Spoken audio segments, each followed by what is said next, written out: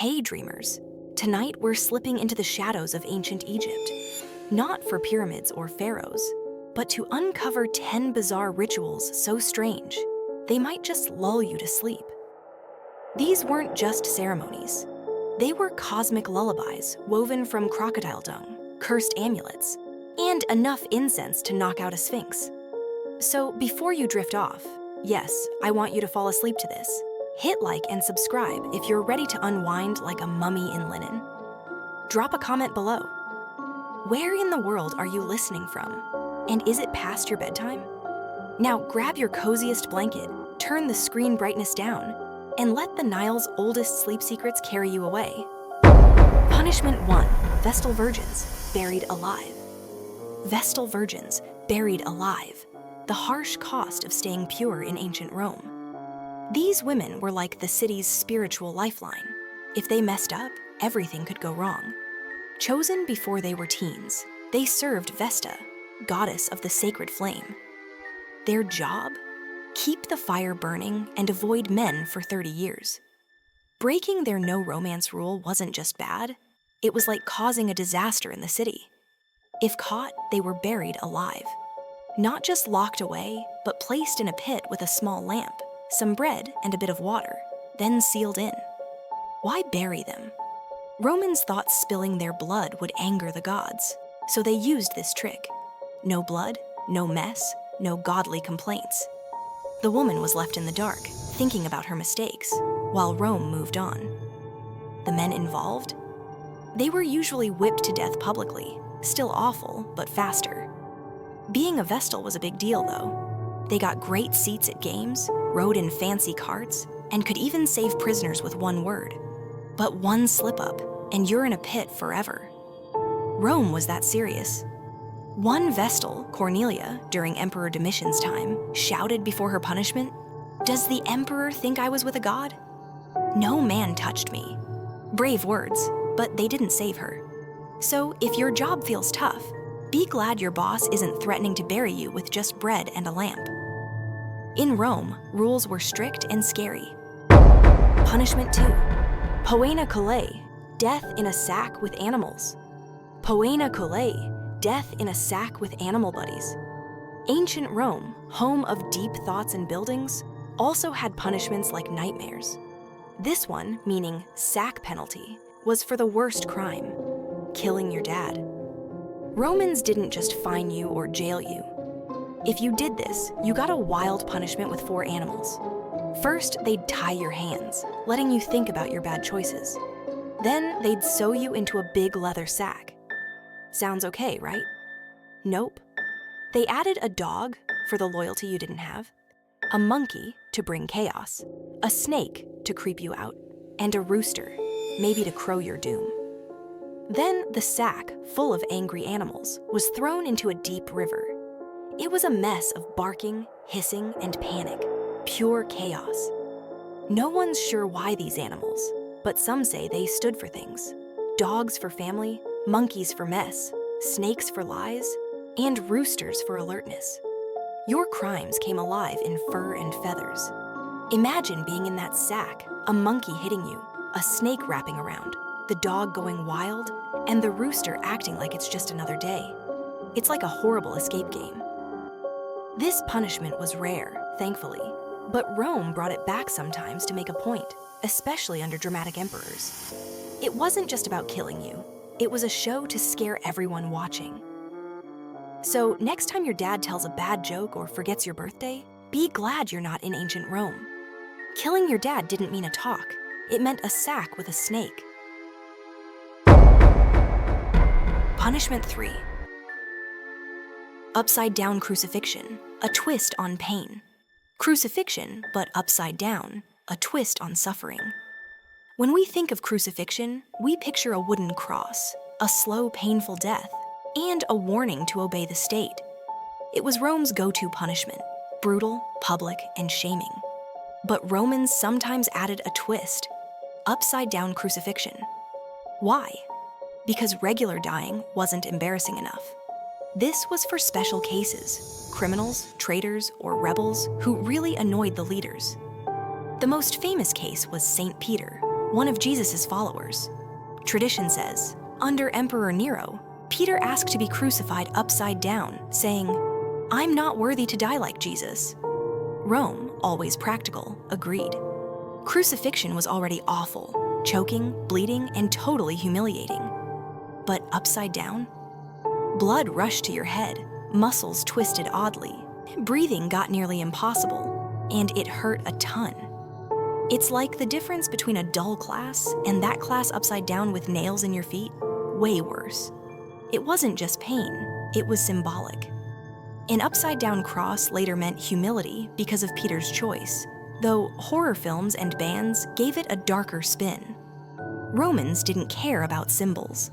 They wanted your death to be weird and unforgettable. Their message? Mess with us and we'll make your end a spectacle. So next time you're just hanging out, not literally, remember Rome turned punishment into a show. Upside-down crucifixion wasn't just death. It was death with a dramatic flair. Punishment 4.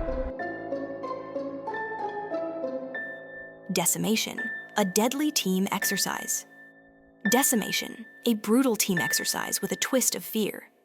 Think of a pep talk where a coach says, "We win or lose together." In ancient Rome, it was more like, "We fight together," or 1 in 10 of you dies. Decimation was a military punishment so harsh, it makes today's training seem like a vacation. Here's how it went. If a Roman unit ran from battle, tried to desert, or rebelled, the leader had a scary option. The whole group lined up, and every 10 soldiers picked lots. One unlucky guy was beaten to death by his 9 friends with clubs, rocks, or anything handy. Yes, you had to kill your pal, the one you shared food with the night before, to prove loyalty to Rome. It was like a grim reality show with no winners, just trauma. Survivors didn't get a break either. They got barley instead of wheat to eat, Rome's way of saying, "We're mad at you," and had to camp outside the fort, unprotected. The idea was cruel, but worked. Fear your own team more than the enemy, and you won't run. It kept Roman soldiers disciplined, even if it meant stepping over bodies. A famous case was Crassus, a rich general with Julius Caesar in Pompeii. After losing to Spartacus's slave revolt, he decimated a unit to say, "We're serious now." So if your boss talks about team accountability, be glad you're not under Crassus. In Rome, failure wasn't just punished, it was shared. Punishment 5. The Fork of Heretics, a painful neck trap. The Fork of Heretics, a neck torture nobody wanted. Imagine living in the later Roman Empire, when things got strange and focused on heresy. If you spoke against the church or questioned sacred beliefs, Rome didn't just yell at you. They gave you a nasty device, the Fork of Heretics. It was a metal rod with 2 spikes, one under your chin, one at your chest, trapping your neck. Sound bad? It was worse. You couldn't move your head. Look down? Stabbed. Nod? Stabbed. Whisper something wrong? Stabbed by your own collar. It didn't bleed at first. That was the trick. The fork wasn't meant to kill you, but to tire you out, mind, body, and spirit. You stood for days, every muscle tense to avoid piercing yourself. It was like a game of don't move, where the prize was not stabbing your throat. It wasn't just for heretics. Blasphemers, witches, liars, or anyone who annoyed a priest could get it. Some forks had words carved on them like, "I reject my sin," or "I'm guilty," because nothing says confession like being poked by words. This wasn't even Rome's worst punishment, just a starter for sinners. No blood, no big show, just silent suffering and panic. So, if you've held in a sneeze during a meeting, imagine doing that for days with metal at your throat. In Rome, silence wasn't a choice. It was forced with spikes and neck pain. Punishment 6. Thrown from the Tarpean rock. Rome's ultimate rejection. Thrown from the Tarpean rock, Rome's way of cutting you off. Forget ignoring texts or unfollowing online. In ancient Rome, if you betrayed the state, they tossed you off a cliff. The Tarpean rock was a steep 80-foot drop near the Roman Forum. Not just a view, but a place to get rid of traitors. It was dramatic and public. The rock was named after Tarpeia, a girl who betrayed Rome to enemies for what she thought was gold. They crushed her with shields instead and threw her off, naming the rock after her. Lesson? Don't trust tricky deals. After that, the rock was used for traitors, corrupt officials, liars, or anyone Rome wanted to punish loudly. No ropes, no swords, just a quick push and a hard landing. Victims were often stripped, paraded, then led to the edge, where gravity did the job. Crowds watched, making it a big event, like a grim market day. It was public, final, and symbolic. You weren't just dead, you were erased from the city. The rock was near Jupiter's temple, so liars got a last glimpse of the gods. Later, fancier punishments like lions or fire came, but the Tarpean rock stayed a classic, simple and brutal. So, when someone says they threw someone under the bus, remind them Rome did it first, with rocks and betrayal echoing in the hills. Punishment 7. Damnatio ad Bestias, eaten by beasts, crowd watching. Damnatio ad Bestias, death by animals with applause.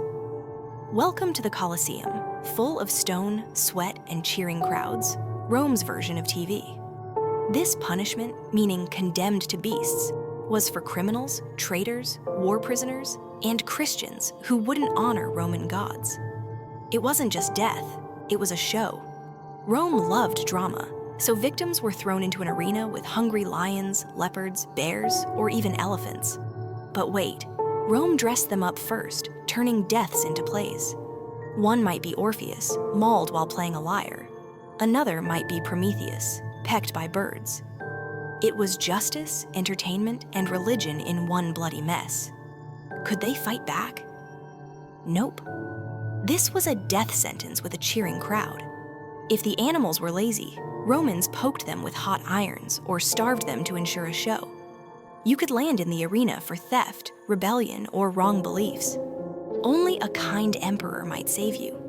It wasn't just cruelty, it was a warning. Step out of line, and this is you. Rome ruled with fear and claws. Later, Christian martyrs made it a badge of honor, but for most, it was just gore. So if jury duty annoys you, be glad it doesn't mean facing leopards in a costume. Punishment 8. Forced suicide. Die with honor. Forced suicide, when Rome let you end it with dignity. In ancient Rome, a death sentence didn't always mean the arena or a cliff. If you were a senator, noble, or someone important and upset the emperor, maybe by plotting or just being too bold, you got a special punishment, forced suicide. It sounds odd. We won't kill you, but you should. A messenger would bring a note from the emperor saying, "You shamed the state. End it honorably," meaning kill yourself by night, or we'll do it messily. If you did it, your family kept your wealth, and your name stayed clean, a bloody deal. It wasn't shameful, it was noble. Many saw it as a final choice, often dramatic, like cutting wrists in a warm bath with a speech. Seneca, a philosopher, faced this under Nero for a supposed plot. He cut his wrists, then ankles, but bled slowly. Poison didn't work either, so he sat in a hot bath to speed it up, a grim experiment. Forced suicide was Rome's way of giving you fake choice while keeping power. No trial, no crowd, just quiet death. So if your boss seems sneaky, imagine getting a note to end it by courier. Rome didn't always kill you. Sometimes they let you do it with style. Punishment 9. The wooden donkey, when sitting hurt. The wooden donkey, when sitting, was a crime. Hate an uncomfortable chair? Ancient Rome had worse. The wooden donkey, or pain pony, was a torture device, not a real animal. It was a tall, sharp wooden beam, like an A-frame with a thin top. Thieves, slaves, or disobedient soldiers had to sit on it, their weight pressing on the sharp edge between their legs. To make it worse, weights were tied to their ankles, pulling them down. The longer you sat, the more it hurt, tearing skin. You could be there for hours, depending on the executioner. Romans didn't create it, likely from the Middle East. But they loved it, adding their flair for dramatic punishment. It wasn't always deadly, sometimes just public shame. Imagine a cheating merchant on the donkey in a busy square, kids laughing, vendors selling food. A painful lesson. Generals used it for soldiers who disobeyed. A harsh reminder to follow orders. Some donkeys were metal or had spikes. One was even heated for extra pain. It was brutal, turning sitting into agony that scarred you forever. So if your chair feels hard, be glad it's not a spiked triangle with weights on your feet. In Rome, furniture was the problem, not posture. Punishment 10. Branding the face. A permanent mark. Branding the face, when your face showed your crime. Without ID cards or online records, Rome marked criminals by burning their face. If you were a thief, runaway slave, or repeat offender, your forehead or cheek got a hot metal mark saying, "Don't trust me." Letters like F for thief or C for liar were burned on with no mercy. It wasn't private. Branding was a public show to shame you and warn others. It was punishment and a message. Imagine living with that mark. Everyone in the market knows, no job, no friends. You weren't a person, you were a crime. Runaway slaves got FUG for fugitive, and if they ran again, worse marks or punishment. Some tried to hide the brand with cuts or makeup, but Rome punished that too, like editing a criminal record. Later, Emperor Constantine suggested branding hands or legs, but it was still about shame. So when someone says, "Face the consequences," be glad it's not literal. In Rome, your face didn't just show your crime, it screamed it. Punishment 11. Tongue removal. No more talking tongue removal. Say bye to chatting. In ancient Rome, free speech had limits. Praise the emperor or recite poems, fine. But insult the gods, the emperor, or say the wrong thing, and you could lose your tongue. If your words were trouble, Rome silenced you for good. No painkillers, no clean tools, just forceps and a blade to cut or rip out your tongue. It wasn't medical, it was control. It wasn't just about gods. Criticizing the emperor or Rome's rules could get you in trouble. One bad joke or whisper and snip, your voice was gone. Public tongue removals showed everyone, our words matter more. If you survived, life was tough. No clear speech, no arguing, not even screaming right. It was like being locked in silence, a punishment worse than a scar. Early Christians faced this for preaching, but their stories of bravery angered Rome more. If this sounds harsh, it was, Rome loved control, and silencing you was the ultimate power. So when someone says, "Hold your tongue," be glad it's not real. In Rome, they took it literally. Breaking on the wheel. Punishment 12. Bones as art. Breaking on the wheel, when your body became a grim display. Rome had wild ways to punish, and the wheel was one. Called the breaking wheel or Catherine wheel later, it wasn't just death, it was a twisted art project. You were tied to a big wooden wheel, arms and legs spread like a star. An executioner with a heavy bar smashed your limbs one by one, arms, legs, ankles, slowly, so you stayed alive but broken.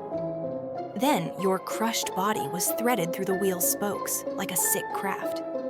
Sometimes the wheel was raised on a pole or left to spin in the breeze for extra effect. It was for bad crimes like murder or treason, a sign to the crowd, "Don't cross us." You didn't just die, you rotted in public.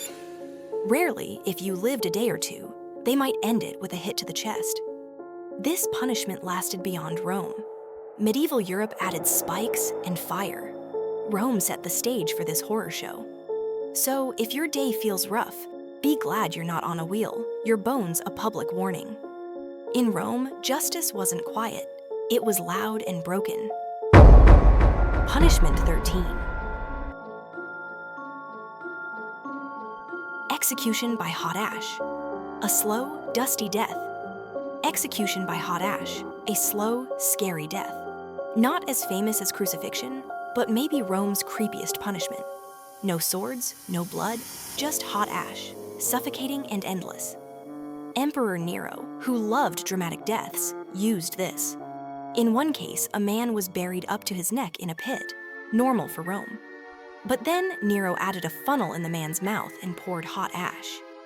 Ash seems soft, but it was burning hot, clogging the throat, scorching lungs, and choking you slowly. You felt every breath burn, every moment agony until you couldn't breathe.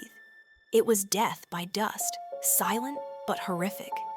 Why ash? It was humiliating, like you weren't worth a real weapon. You were just trash to be erased. This was rare, saved for Nero's worst enemies, those he wanted gone quietly but painfully.